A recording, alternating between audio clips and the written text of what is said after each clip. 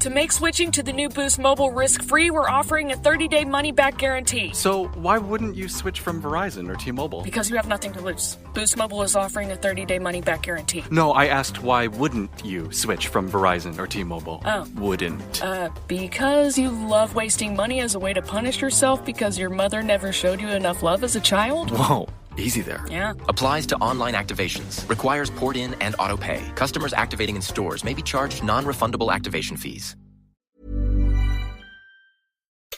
7 things you don't really need to know, but probably should. I'm Ciara Revan, and this is the Sunday 7. On this week's edition of the award-winning Sunday 7, we check in on the US Coast Guard hearings into the Titan Submersible implosion, get the latest from Will Guyatt on the tech behind the Middle East exploding pagers, get some bad news from the Great British Butterfly Count, and meet viral sensation Moo Deng. By the way, the Sunday 7 has just been nominated for another award, this time an Independent Podcast Award in the Science and Technology category. If you're enjoying the episode, please do like and share or even leave a review. And remember, we're here 7 days a week at 7 a.m. with the 7 biggest stories on the Smart 7.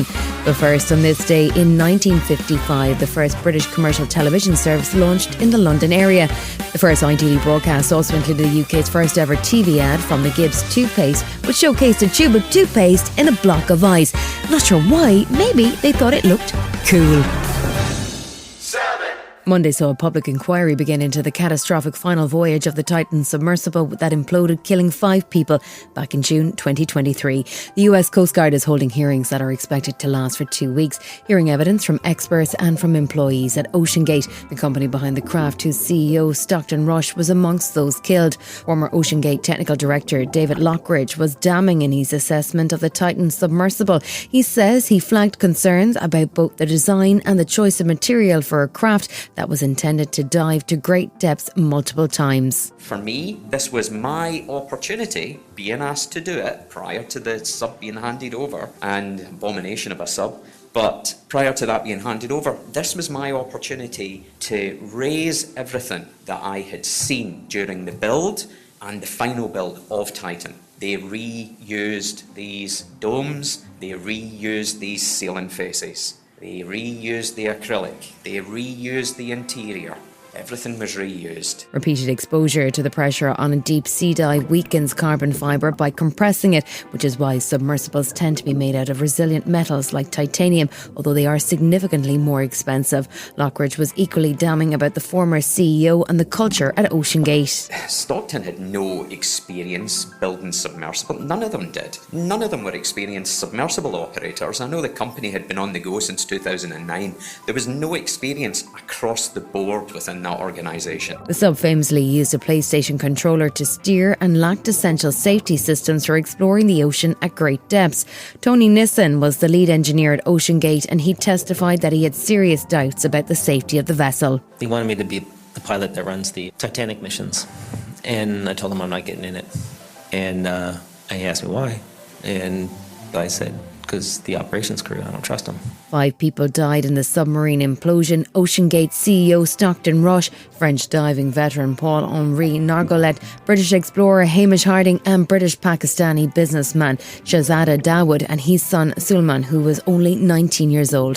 The inquiry has heard that the Titan submersible had experienced a number of potentially damning incidents, including being struck by lightning in 2018 and experienced issues with dives in 2021 and 2022. Former finance director at Oceangate, Bonnie Carlo, says things were not looking good at the company before the incident occurred. We basically didn't have any money coming in except for from investors while I was there.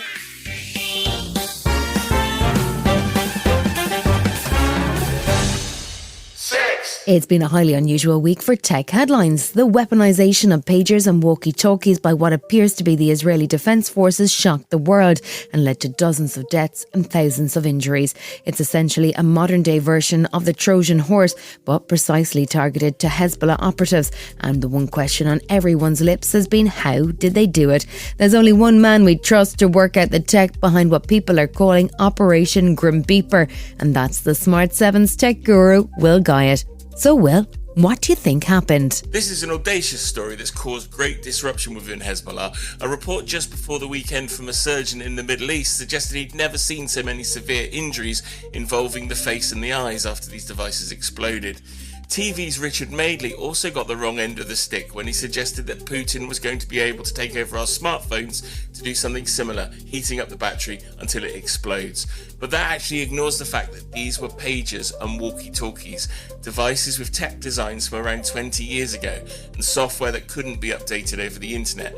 You would physically have to open all of these devices to make them explosive, and also that despite a handful of malfunctions every year, smartphones have fail-safes in place now to stop batteries getting overloaded and igniting. So it's not a matter of overheating batteries. This is a large-scale implantation of explosives with an extremely complex operation, right? Definitely not, because this is likely an operation by Israel's Mossad intelligence agency. We may never know exactly what happened, but suggestions are that they either intercepted an order for pagers from Hezbollah after they left the factory and then tampered with the devices, or that they'd actually even set up a factory in Europe that made older tech products under license from the original creators, and in this case, a pager company in Taiwan asked them to make the order of over 5,000 pagers. It was then they made internal components from an explosive material that couldn't be easily detected until activated. Whatever the method, it delivered destruction. Why were the Hezbollah network using pagers and walkie-talkies in the first place? They were aware that email and mobile networks were compromised, so looked for other methods, and they went for devices they felt couldn't be tracked or reveal information about where the device was. Earlier this year, one of the leaders of Hezbollah somewhat telegraphed their move to pagers and older tech by saying in a televised speech that went global, telling members not to carry smartphones. Now, this either led Israel's Mossad to look for a large order of pagers coming from the region, or it played the long game in their own fake factory plan. Elon Musk was in the news this week too after, shockingly, a poor-timed tweet that seemed to suggest someone should try and assassinate Kamala Harris. We know he's an idiot, but that could actually cause some serious issues, right? Understandably, the White House called this post irresponsible, and in a rare outcome, Elon Musk actually took his post down. The US Secret Service ominously confirmed they were aware of the post too, and Elon, you should be listening, because the US law states that threatening a president or vice president is a felony that can carry up to 5 years in prison or a hefty fine. Oh dear. He's actually got quite a lot of government contracts too. Is there not a massive conflict between his ownership of X and his actual job? He's got tons of government contracts, and being deemed an actual risk rather than a rich troll would be hugely damaging to the interests of his other companies like SpaceX and Starlink, which provide rockets and internet connectivity to the US government. And imagine stopping US federal operations from using Tesla vehicles. That could probably bring Elon to his senses too, as well as 5 years in prison or that huge fine. And finally, if your teen is grumpy this weekend, it might be because they're getting the training wheels version of Instagram, right? What is Mark Zuckerberg up to? Meta are going to make all under 18 accounts on Instagram use maximum privacy by default, and it'll be down to younger users to ask parents or guardians to unlock more features. This starts coming into effect now and through the rest of the year across the world. It's also going to include strict controls on sensitive content to prevent recommendations of potentially harmful material, and it's also going to mute notifications on the device overnight to stop younger users being kept up by Instagram. All of this feels like some kind of real step in the right direction, doesn't it? But while Meta is denying that they jumped to do this before being pushed by governments around the world, in the US alone, there are now cases in 40 states focused on how Instagram failed to protect younger users. How are they going to properly identify ages? So far, this is the big elephant in the room, because unless you're asking for a passport or bank card, age verification is actually age estimation. And despite the technology improving massively over the last couple of years, even industry experts say their estimates are accurate to around 1.5 years. Otherwise, they try to work out your age by the age of your friends online and who you are interacting with. So if you didn't realise, there's still some way to go to properly identify age on the internet. Still to come in the Sunday 7, groundbreaking technology on conjoined twins and bad news from the big butterfly count.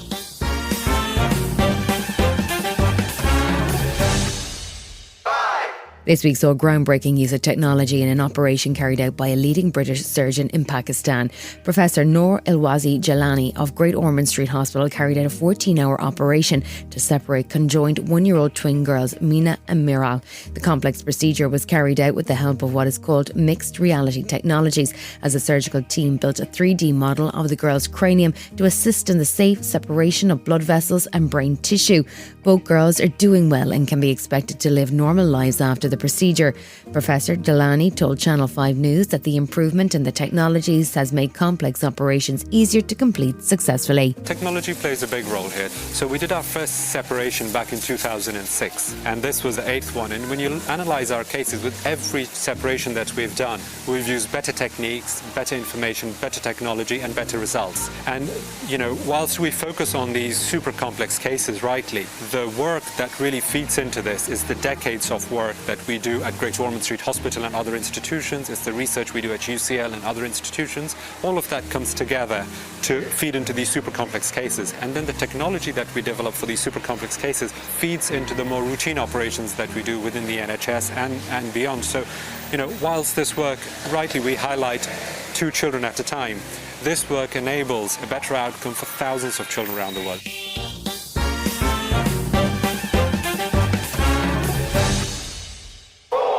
Throughout the summer, volunteers have been busy counting butterflies as part of a semi-annual conservation effort headed up by the UK environmental group Butterfly Conservation. They asked volunteers across the country to take 15 minutes and count as many butterflies as they could in that time. The data was then compared to previous years, and the news is bad. There's been a dramatic decline in the number of butterflies, with just 7 seen on average by volunteers. That's a drop of 22% on the last study in 2022. Gillian Williams is the CEO of Butterfly Conservation. Following record low results from this year's nationwide big butterfly count, we are declaring a butterfly emergency. In 2024, we have seen butterfly numbers fall across the UK. And with 80% of butterflies having declined since the 1970s, they have been sounding the alarm for a nature crisis for some time. They're asking people to sign an open letter to the government which demands a national emergency to be declared and a ban on neonicotinoid pesticides, which are particularly harmful for butterflies and have already been banned in the EU. Butterflies are seen as an important indicator species, but there have also been declines in the numbers of bees and wasps observed, which can be a sign of potential issues in the UK's natural environment. Richard Lamb works with Butterfly Conservation and also runs the Stratford Butterfly Farm, and he told BBC Breakfast that the situation is pretty grim. It's been a terrible year, absolutely terrible year. Average about 50% down on what I saw last year. The big effects of the weather, it was an awful cold, wet spring. The summer really didn't get going and the season fizzled out. But that's the major effect, and that will get better if we get good weather the next couple of years, but the levels won't get back to what they were before. Still to come on the Sunday 7, Tesco's AI could criticise your shopping, and we meet viral baby hippo Moodang. Right after this.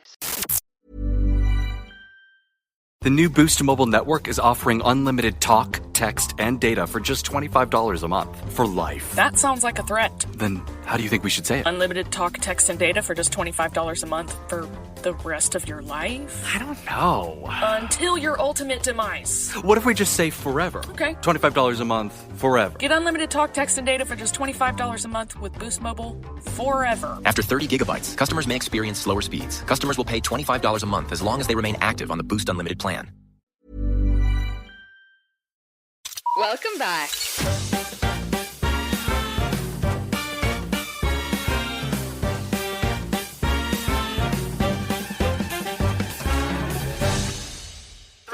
We're getting used to AI popping up more and more in different aspects of our lives, but there was a suggestion this week from the CEO of Tesco that AI might start to take an interest in what you have in your shopping basket.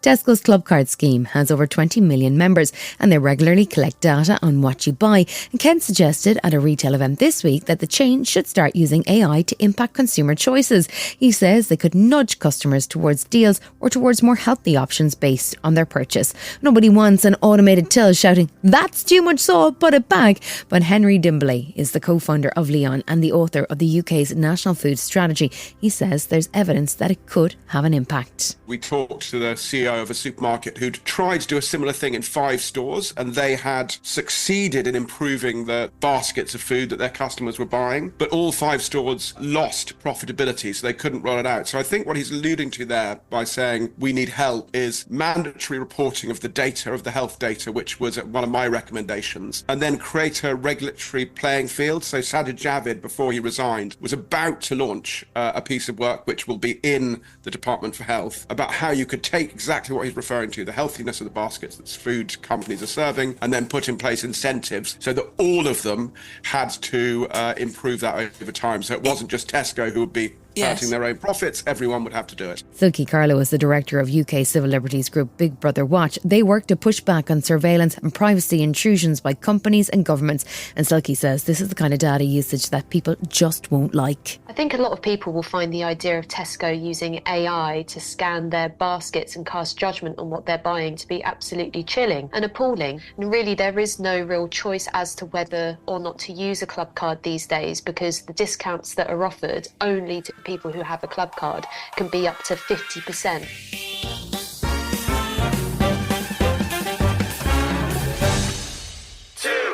As the world looks to move away from fossil fuels, there's been an increased focus on batteries and making them more efficient and more flexible. Gone are the days of the giant brick battery mobile phones, but with batteries needed for electric vehicles and a wide range of potential uses, there's been a race to develop a new and stronger type of battery. Now, researchers at the Chalmers University of Technology in Sweden says they've made a major breakthrough with a radically different approach. Their battery is made from carbon fibre and it's super thin but also incredibly sturdy and could be incorporated into the design of vehicles or even credit card thin mobile phones.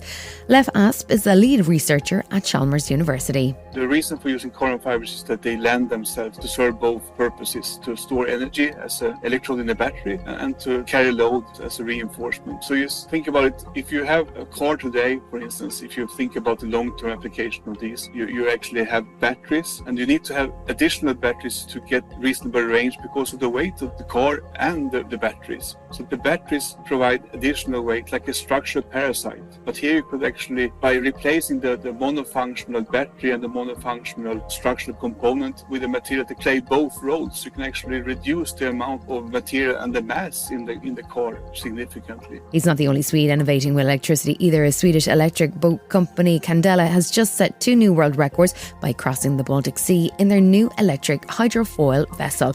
The boat raises itself out of the water to reduce drag and save energy, but it's powered by a battery from car manufacturer Polestar.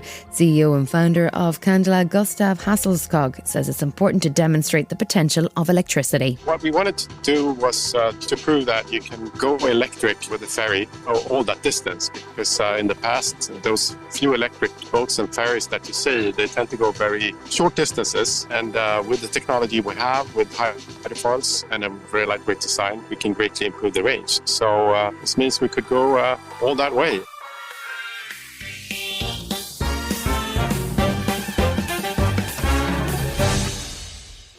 If you spent any time on the internet this week, you've probably seen Mu Deng. She's an adorable 2-month pygmy hippo from the Kheow Open Zoo in Chonburi, Thailand, and she's gone super viral, so much so that the zoo is planning a 24-hour live feed for fans to watch. Her name means bouncy meatball in Thai, and her keeper has been posting pictures and videos of her at play in her enclosure, racking up the views and generating huge queues to see her in person. Pygmy hippos are on the endangered list and are native to West Africa, with only about 3,000 left in the wild, although there has been criticism over keeping them in zoos when breeding programs have proven successful. The director of the Thai Zoo, Narongwit Chodchoi, says they're planning to use Mu Deng's fame to help fund conservation. Now the zoo is in the process of patenting and trademarking Mu Deng, whether in cartoon form or her image. The benefits we get from this will come back to the zoo to improve the life of all animals here. After we do this, we will have more income to support the activities that will make the animals' lives better. This has been the Sunday 7. Wherever you're listening, do us a favour and hit the follow button. We'll be back tomorrow at 7 a.m. with the regular Smart 7. Have a great rest of your weekend. Written, produced and published by Daft Doris. To make switching to the new Boost Mobile risk-free, we're offering a 30-day money-back guarantee. So why wouldn't you switch from Verizon or T-Mobile? Because you have nothing to lose. Boost Mobile is offering a 30-day money-back guarantee. No, I asked why wouldn't you switch from Verizon or T-Mobile? Oh. Wouldn't. Because you love wasting money as a way to punish yourself because your mother never showed you enough love as a child? Whoa. Easy there. Yeah. Applies to online activations. Requires port in and auto pay. Customers activating in stores may be charged non-refundable activation fees.